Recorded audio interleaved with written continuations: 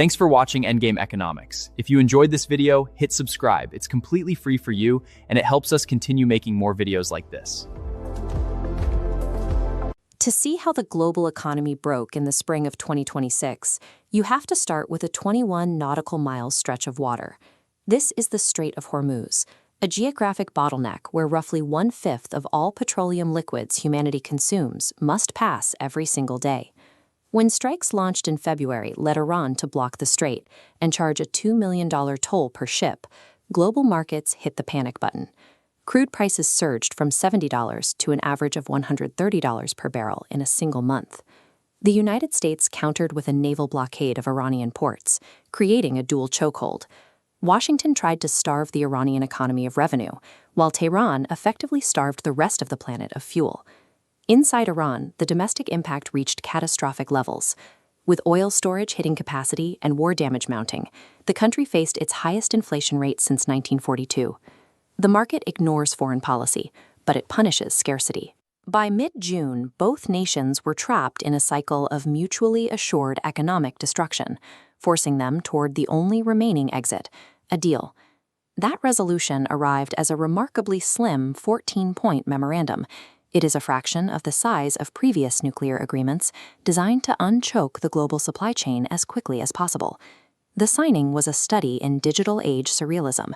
It began with electronic signatures across continents and culminated with the American president signing at a candlelit dinner in the Palace of Versailles, while his Iranian counterpart signed 2,000 miles away in Tehran.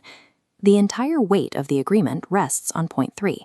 This clause establishes a strict 60-day window to negotiate a final deal, meaning the current peace has a pre-installed expiration date.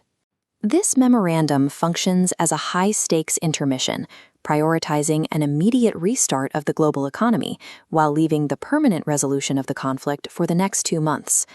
Upon signing, the dual blockade begins to unwind.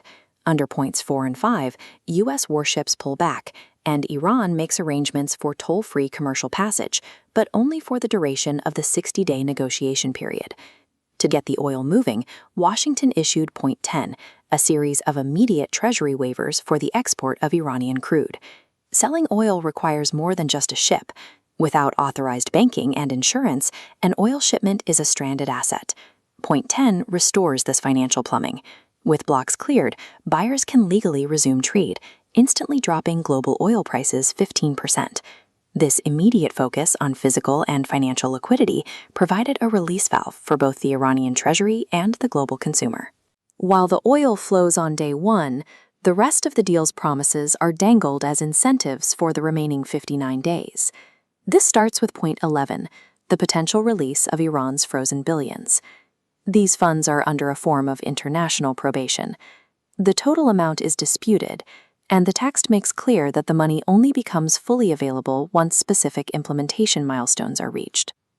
The most significant incentive is the Reconstruction and Development Fund, aimed at injecting at least $300 billion into the Iranian economy.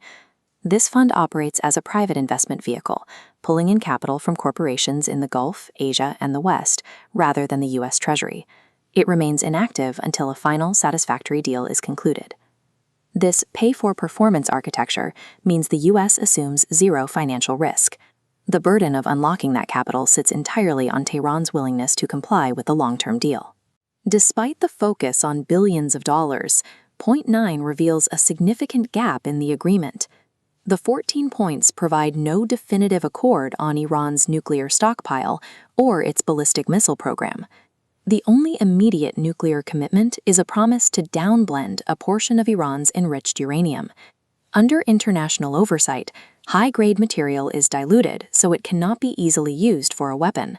Yet nearly 1,000 pounds of enriched uranium remains inside the country. The memorandum doesn't neutralize this stockpile, it simply promises to discuss it during the 60-day window.